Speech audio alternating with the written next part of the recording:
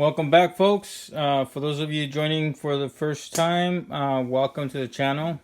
So this is a little bit of a update. I've never made a video of this because I've never completed it, and if you look pretty closely, it's seen better days. I'm in the process of breaking it down again. So there's a company out there that makes a 112 wrecker of the Oshkosh, which is an amazing 112 scale. I wish I could get one for my 112 GI Joes, but it's expensive, and rightly so, because honestly, when you look at it, and the detail and the quality of the vehicle is fairly cheap. It's too expensive for me, but it's fairly cheap for the detail and the power and just the accuracy of the 112 Oshkosh. So I wanted to make one for the 118 scale. And for me, I try to do it as cheaply as possible. Sometimes it works out.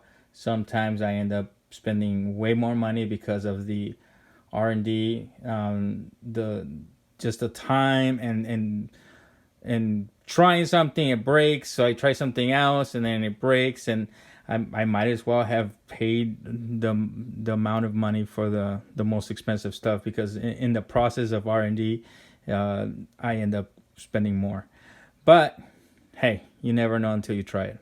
That's why some of these projects take me a while. This is one of those projects. So initially, I'm not sure if you could recognize it, but the chassis is a WPL 3-axle truck. So they have a few different versions of the WPL trucks. I think any one, because they use the same axles, they use the same parts, so any one of them is you can actually utilize to create this. So this vehicle, of course, an Oshkosh 118 scale.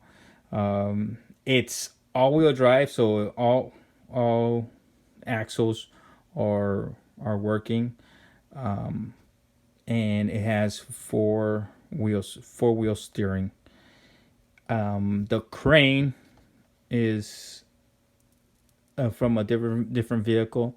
The tow hitch, not the tow hitch, but the hitch for the trailer, that's a whole different vehicle.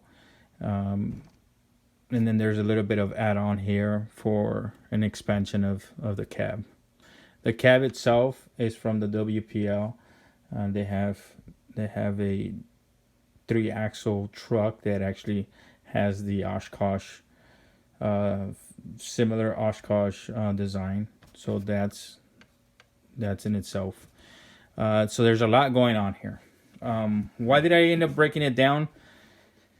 Because when I was creating it, it worked perfectly fine. Bench tested as I went along and then created it. It worked fine. As I created, I tried to bench test it and then somewhat field test it, and as I go along, just to make sure that it's working properly. Once I got it all squared away, I added the crane. I added the completed version of it. I took it out. It worked perfectly fine on concrete, but once it hit the dirt, it just slowed down. It was just too much for it. The engine, the motor, I should say, the motor didn't have enough power, which is completely understandable. The motor wasn't designed to deal with this much weight, and that was by itself, not even hooking it up with the trailer in the back. So what can I do? What I try to do is use a little bit of stronger battery, and that gave it some power, some speed, I should say, not power, not torque. I gave it some speed, but once it stopped in dirt, it was hard to start it up again. So that's didn't have enough torque, as I understand it. I could be wrong on that. But so once it did that, it strained the electronics, and once that happened, it started smoking, and I burnt out a chip, the chip that comes with the WPL vehicle. It just started smoking. The whole thing almost went up in flames. I was able to save it and replace the same chip, and I was thinking maybe it was a defaulted chip, but of course it wasn't. It was the battery load and the strain that I was putting on the system. And sure enough, I burnt another one. WPL is great. They designed the vehicles fairly well, fairly cheap, which is awesome. I love it. But I know I needed to upgrade the receiver as well as the electronic speed controllers. So that's what the process is now. That's why I had to pretty much tear it down. What I also, in the process of tearing it down, of course, realized that it is a very small motor. I added one more axle to the 3 axles, so of course that's not gonna be enough. So, and that's just for the axles that I'm talking about. Not to mention the 2 servos and the added tow hitch and the added the crane. So there's a lot that goes on in this one. The crane and the I'm gonna call it a tow hitch. I know it's not a tow hitch. Pardon me for my lack of knowledge, but this is also electronic, so it can release and hook up via remote.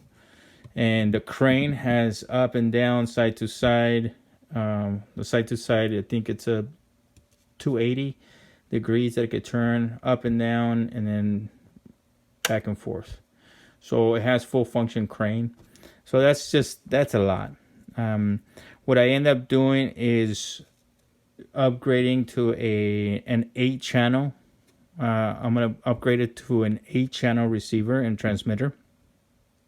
So that should be able to cover all the functions of this. And I'm going to upgrade to a 2-speed transmission with I believe a 360 or 370 motor. I might upgrade the motor to a bit higher, and if I can do it. If not, then I'm just going to, it should be enough, because considering this one is, I don't know what size this is, at maybe a 180. But this motor has to be upgraded. And the receiver and the transmitter needs to be upgraded. Because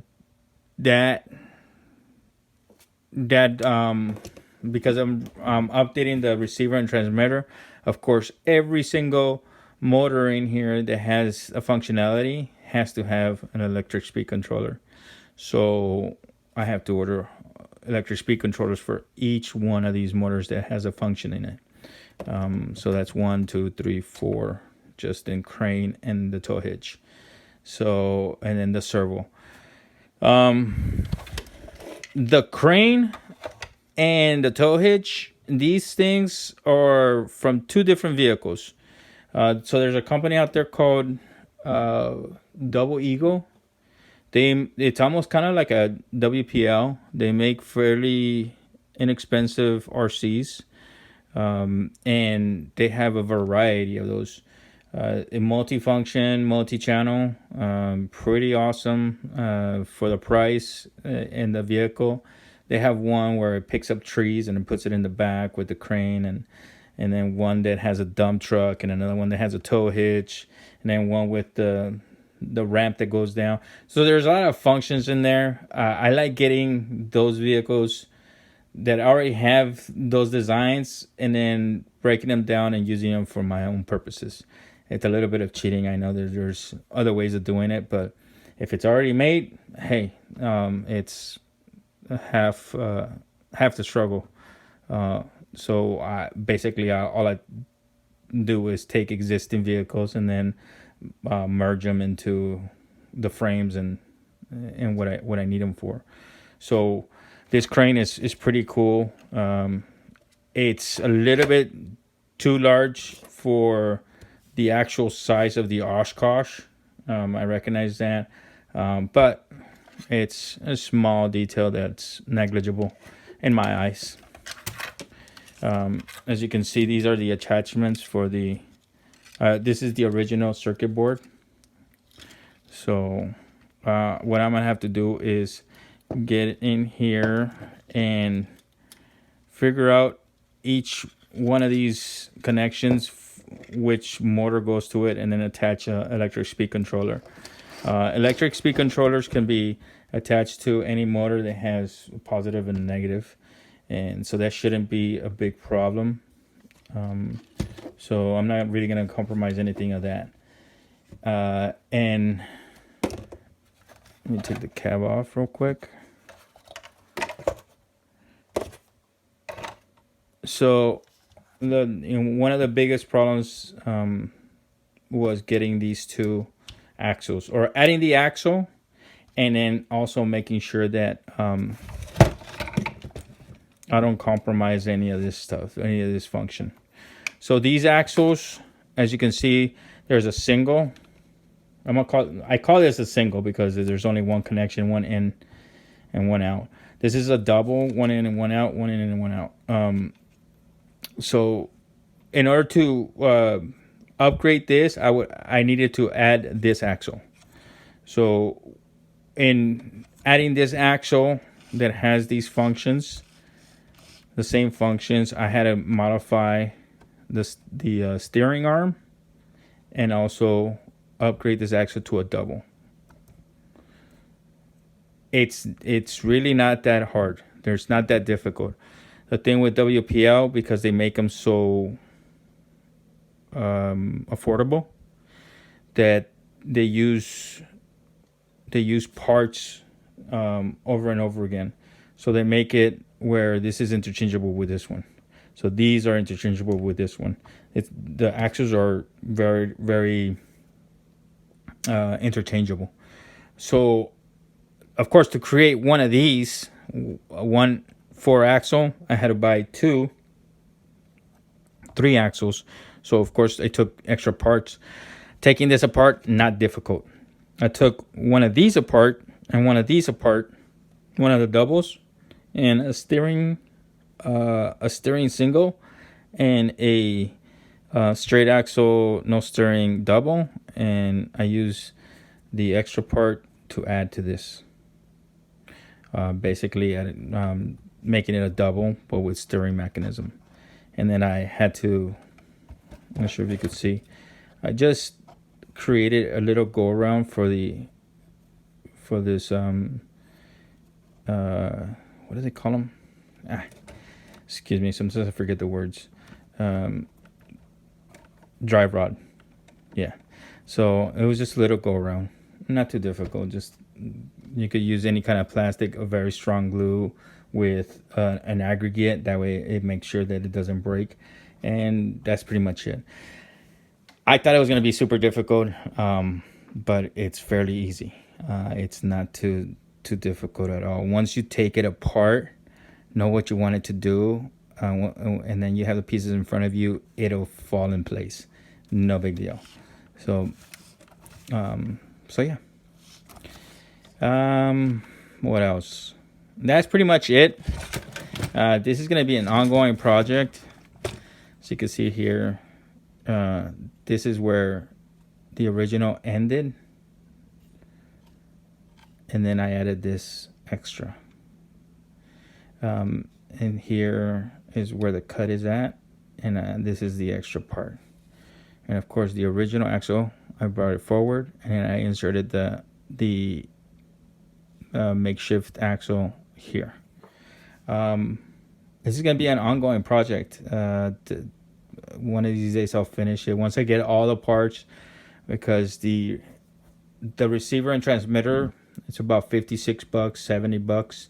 It's a radio link, 8-channel, but then I also have to get the electric speed controllers, and then the servos, than the white connectors. So that's going to be a process. I definitely looking forward to getting the function on this, the speed, the two-speed transmission, the torque that it needs, finishing up the trailer for it. It's gonna be an awesome project to finish and to see the final result. When I did put it out there and I was trying it, it just looked awesome. It's just an awesome vehicle. All right, folks, I look forward to making a video for you folks in the near future, hopefully, of this. And if you have any questions, the biggest part of this is extending the chassis and that axle. I'm probably downplaying, but it sounds more difficult and it looks more difficult than it is. Trust me. Once you get all the parts in front of you, know what you want it to do, take it apart, see the pieces, and it'll fall into place. Hopefully one of you folks out there can give it a try and maybe finish this project sooner than I can. Have fun out there, and take care of yourselves.